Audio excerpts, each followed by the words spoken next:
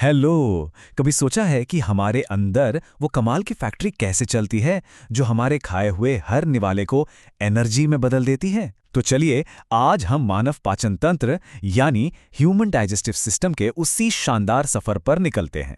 तो शुरुआत इस एक सिंपल से सवाल से करते हैं। खाने का पहला निवाला लेने के बाद आखिर होता क्या है?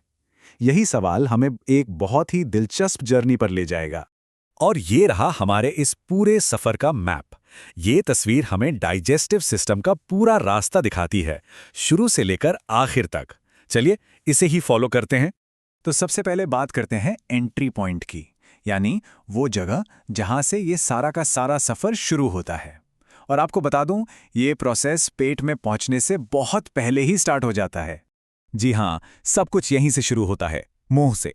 ये हमारे सिस्टम का गेटवे है। यहाँ दो तरह से काम होता है। एक तो दांत खाने को चबाकर छोटे टुकड़ों में तोड़ते हैं, जिसे हम मैकेनिकल डाइजेशन कहते हैं, और साथ ही हमारी लार यानी सलाइवा में मौजूद एंजाइम्स खाने पर केमिकल अटैक शुरू कर देते हैं। तो डाइजेशन का पहला और बहुत जरूरी स्टेप यहीं पूरा होता है। मुंह के बाद खाना ग्रसनी और फिर ग्रसिका यानी एसोफेगस से गुजरता है।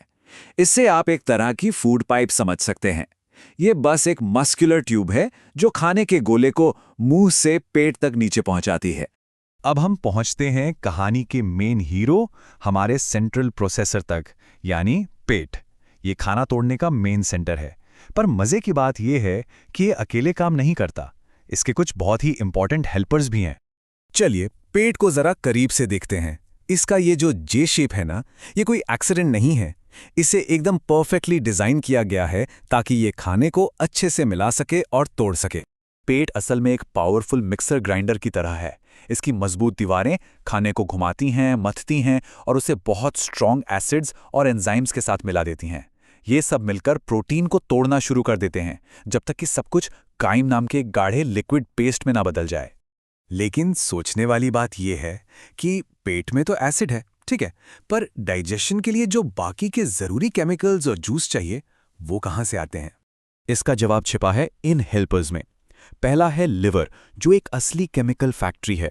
ये बनाता है बाइल, जो फैट को तोड़ने के लिए बहुत जरूरी है। फिर आता है गॉल ब्लैडर, जो लिवर के बनाए बाइल को स्टोर करके रखता है और जरूरत पड़ने पर रिलीज करता है।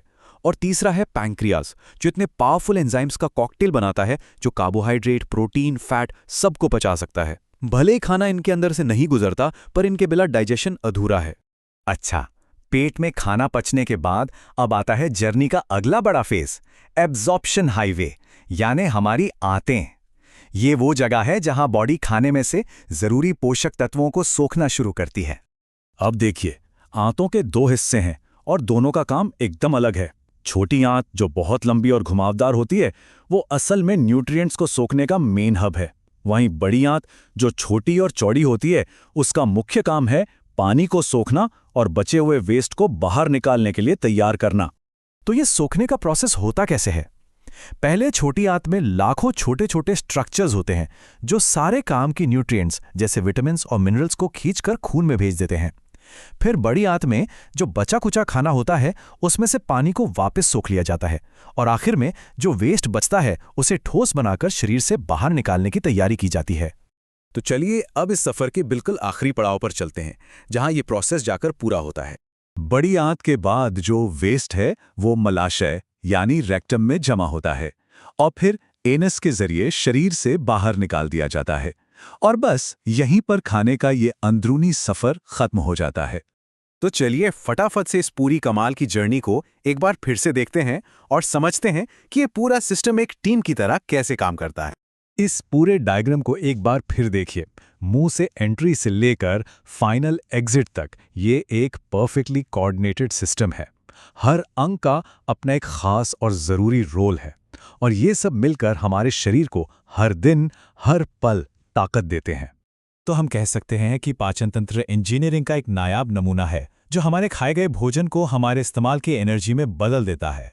जरा सोचिए, ये इतना कॉम्प्लेक्स प्रोसेस हमारे अंदर लगातार चल रहा है, अपने आप, बिना हमारे एक बार भी सोचे। है ना ये सच में कमाल की बात?